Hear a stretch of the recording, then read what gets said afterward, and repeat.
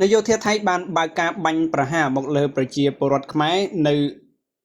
เลิกตีมุยนะโอเคในเลิกตีมุยเวลียมองประมาณดับปรำ50 นาทีหนึ่งเวลียมองดับปรำปี54 นาทีหลังงี้นะกรมโยเทียไทยบานบากาบัญประหาซาจิตไหมหนึ่งกำปงบรรทอบัญประหาหมกเลยประจิจนกัมพูชีหมกตัวเปลนี่ในใต้บรรทอเฟอร์สกรรมเพียบในลาย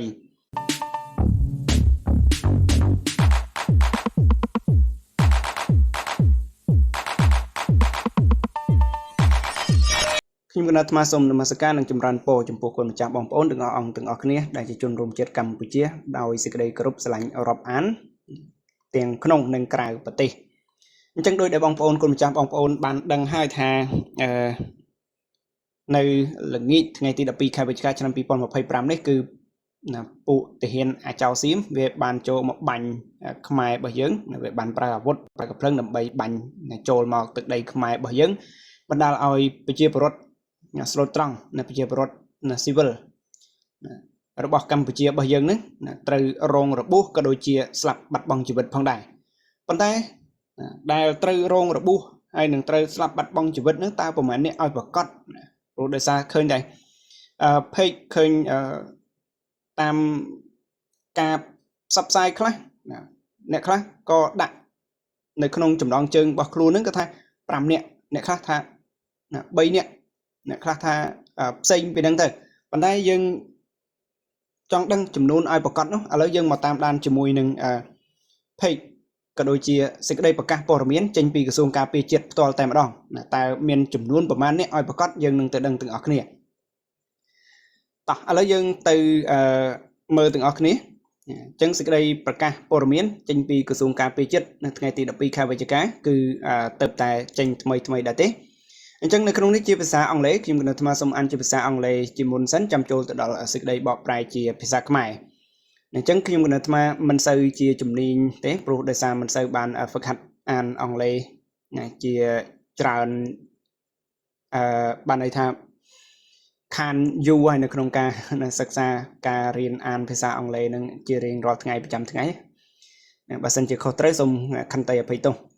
អញ្ចឹងនៅក្នុងនេះគេដាក់ថា Her Excellency Lieutenant General Mali Sucheta Under Secretary of State and Spokeswoman of the Ministry of National Defense would like to inform the general public, both national and international media outlets, concerning the situation along the Cambodia and Thailand border as follows.អញ្ចឹងនៅក្នុងសេចក្តីជាភាសាខ្មែរគឺមានន័យថាម៉េចមានន័យថាលោកជំទាវឧត្តមសេនីយ៍ឯកម៉ាលីសុជាតាអ្នកនាំពាក្យក្រសួងការពារជាតិនៃប្រជាណាចក្រកម្ពុជាសូមជម្រាបជូនសាធារណជនអ្នកសារព័ត៌មានជាតិនិងអន្តរជាតិជ្រាបពីស្ថានភាពនៅតាមបណ្ដោយព្រំដែនកម្ពុជាថៃនៅថ្ងៃនេះថាមេតាជ្រាបណាអូខេបានន័យថានឹងអន្តរជាតិនឹងមេតាជ្រាបពីស្ថានភាពនៅតាមបន្ទាត់ព្រំដែនកម្ពុជាថៃនៅថ្ងៃនេះថាហើយយើងបន្តមកក្នុងអត្ថន័យភាសាអង់គ្លេសមួយទៀតគឺអានទាំងពីរខ្ញុំគណៈអាត្មានឹងអានទាំងពីរ At approximately 3:50 p.m. the Thai troops opened fire on Cambodian civilians residing in the area of Prey Chan village,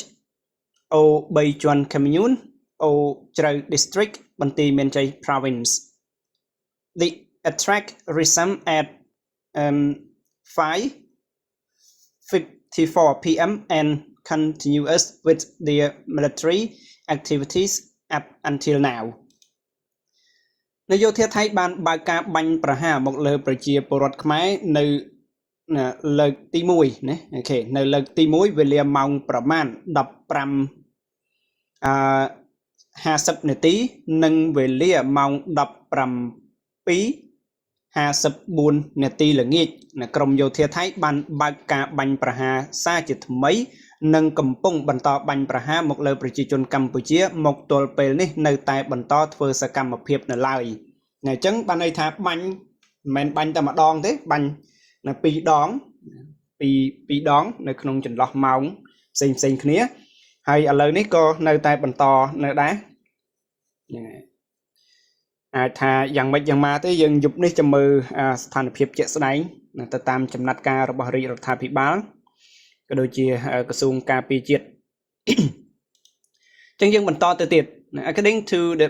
primary information from local authority 3 civilians were injured in and 1 death. It should be noted that this attack occurred after the Thai forces engaged in numerous provocative action for many days with the objective of instigating confrontations នៅក្នុងភូមិព្រៃច័ន្ទឃុំអូ3ជាន់ស្រុកអូជ្រៅខេត្តបន្ទាយមានជ័យដែលនាយកតាមព័ត៌មានបឋមពីអាជ្ញាធរមូលដ្ឋានបង្កការរងរបួសនៃជនស៊ីវិលបង្កការរងរបួសជនស៊ីវិលនេះចំនួន3រូបចំនួន3រូបនេះ3រូបហើយនឹងចំនួន1រូបបានទទួលមរណភាពការបើកការវាយប្រហារធ្វើឡើងបន្ទាប់ពីយោធាថៃបានធ្វើសកម្មភាពបង្កហេតុជាច្រើនរាប់មិនអស់នៅច្រើនថ្ងៃមកហើយក្នុងចេតនាញុះញង់ដើម្បីនាំឲ្យដល់ការប៉ះទង្គិចគ្នាអញ្ចឹងគឺអានេះគឺជាអ្វីដែលពួកវាបានតាំងចិត្តរួចទៅហើយវាបានតាំងចិត្តថានឹងមានការផ្ទុះអាវុធសារជាថ្មីជាមួយនឹងខ្មែរយើងដោយវាគុំគួនជាយូរណាស់ហើយរឿងនឹងវាមិនព្រមចប់ទេបើសិនជាវាស្ដាប់នៅអាមេរិកម្លេះវាឈប់តាំងពីអាមេរិកបញ្ជាឲ្យមានប័ណ្ណឈប់បាញ់មកម្លេះប៉ុន្តែវាមិនស្ដាប់ទេគឺវានៅតែផ្កើនដដែល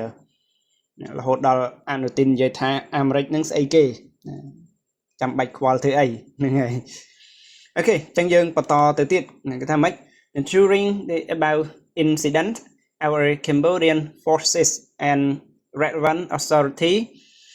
unarmed and stationed in the area were also present to ensure the safety of Cambodian citizens. Both our forces and authorities strictly adhere to the ceasefire agreement, the joint declaration, as well as the previous agreements reached by both Cambodia and Thailand, and are fully committed to resolving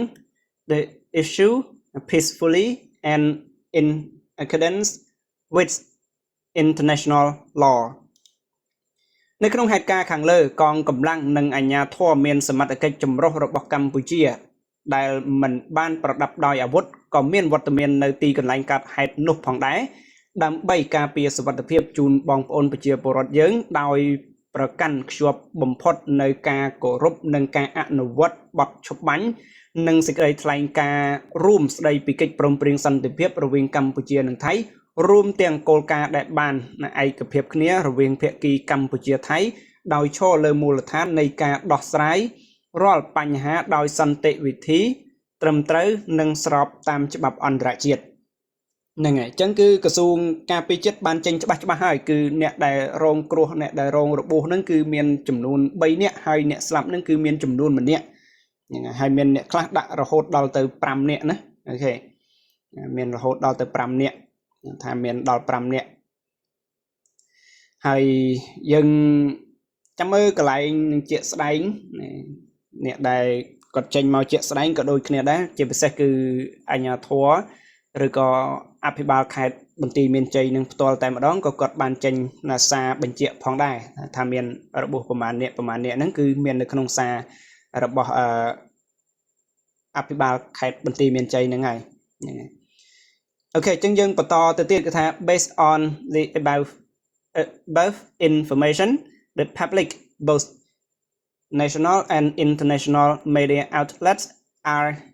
advised to be informed accordingly អាស្រ័យដោយបានជម្រាបជូនខាងលើសូមសាធារណជនអ្នកសារព័ត៌មានជាតិនិងអន្តរជាតិជ្រាបជាព័ត៌មានអញ្ចឹងគាត់ បានជ្រាបបានចេញហើយគឺបានដឹងច្បាស់លាស់ហើយគឺអ្នកដែលស្លាប់នឹងគឺម្នាក់ហើយអ្នករងរបួសនឹងគឺ3នាក់ដែលបណ្ដាលមកពីក្រមពួកអាចោសៀមវាបានប្រើកំភ្លើងបាញ់មកលើប្រជាពលរដ្ឋស្លូតត្រង់របស់កម្ពុជាយើងកាលពីល្ងាចថ្ងៃទី12នេះផ្ទាល់តែម្ដងហ្នឹងអញ្ចឹងគឺវីដេអូនេះគឺមានតែប៉ុណ្្នឹងឯងគុណចាស់បងប្អូនទាំងអស់ទាំងអស់គ្នាអញ្ចឹងសង្ឃឹមថានឹងបានជាប្រយោជន៍បើសិនបើគុណម្ចាស់បងប្អូនដែលទើបចូលមកថ្មីកុំភ្លេចជួយចុច Subscribe Channel YouTube របស់ខ្ញុំកណ្ដាលអាត្មាដើម្បីទទួលបានវីដេអូថ្មីមុនគេនៅពេលដែលខ្ញុំកណ្ដាលអាត្មាផុសវីដេអូជារៀងរាល់ថ្ងៃអញ្ចឹងខ្ញុំកណ្ដាលអាត្មាសូមអរគុណនិងអរគុណច្រើនសម្រាប់ការតាមដានទស្សនាតាំងពីដើមរហូតដល់ចប់ហើយនឹងសូមនមស្ការលាចម្រើនពរលា